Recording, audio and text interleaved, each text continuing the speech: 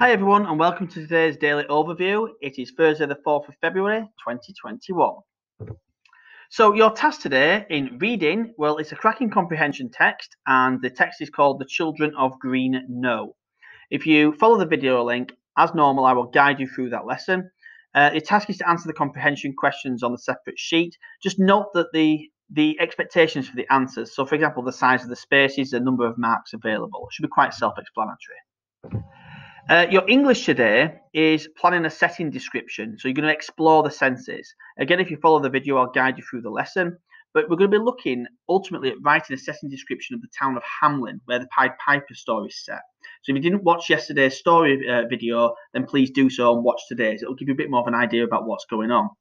But we're going to look at the pictures and we're going to explore each of those senses in turn. So if we were there, what would we hear? If we were there, what could we feel? What could we see? What could we smell? Maybe what we could taste, okay?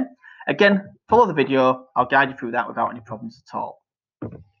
Maths is another recap lesson. It's a White Rose Hub lesson and it's count in tenths.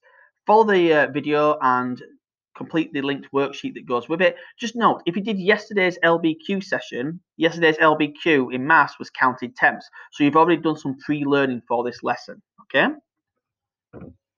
Art is your first lesson on Mosaic. Again, follow the video. I'll introduce you to what mosaics are, and it's the first of several Mosaic-related lessons. Your sheet looks a little bit like this. The first one, you're colouring in the squares with pencil crayons to create your initial letter, so I or A or J or whatever else it is.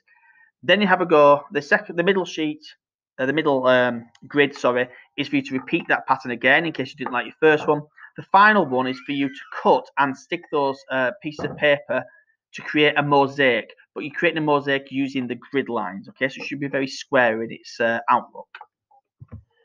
It is still Mental Health Week, and it's part 2, so just a reminder of smilers. So you've got socialise, move, interest, look, eat well, rest, and support. So just a reminder, if you haven't done your home squiggle challenge, please do so, and please send them in via Dojo or Seesaw so that myself and Ms. Cross can have a look at them.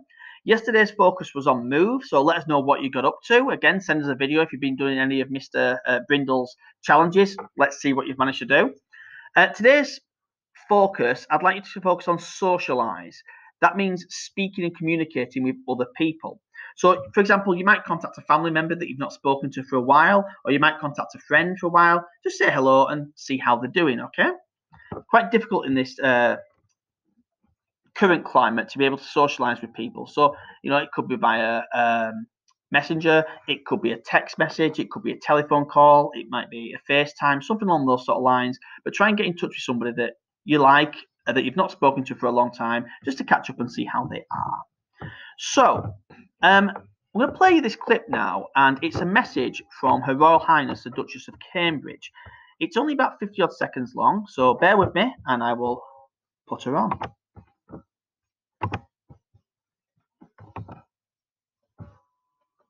This year's Children's Mental Health Week is all about expressing yourself.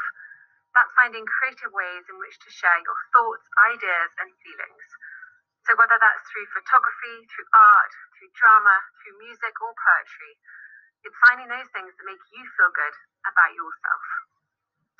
And whilst this is Children's Mental Health Week, there has never been a more important time to talk about parental well-being and mental health too.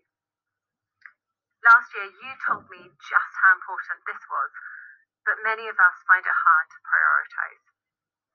This is a hugely challenging time for us all, so please look after yourself too. Find those ways in which to share your thoughts and your feelings, or find someone to talk to. Because we really do need to be the very best versions of ourselves for the children in our care. Fabulous. So let's go back to the PowerPoint presentation. So that's there. A few nice messages to take home and see whether you can manage to apply some of those. So something to have a look at now. I'll move myself out of the way so you can actually see the picture. This is the Year 5 display that's currently in the corridor for Years 3-5 outside Mrs. Crommy's classroom. It's called Colourful Feelings, and what the children were doing they were drawing their feelings. So have a think about what colours you would use. Could you represent feelings through using an animal?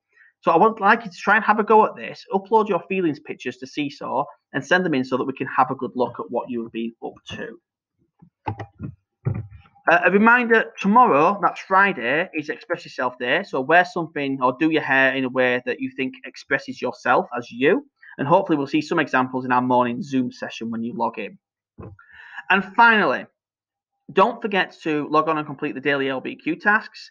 The first one is the revision of the Year 3-4 punctuation. So it's just a general English task there, just to remind you of capital letters, full stops, use of commas, exclamation marks, etc.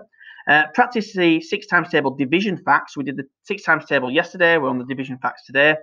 Continue with our high frequency word focus for Year 3-4 words list. This is H to K. Remember to log on to TT Rockstars and continue to work hard to get our times down. And also join me for our class story, The Pied Piper of Hamelin, Part 2. Good luck. See you later. Bye-bye.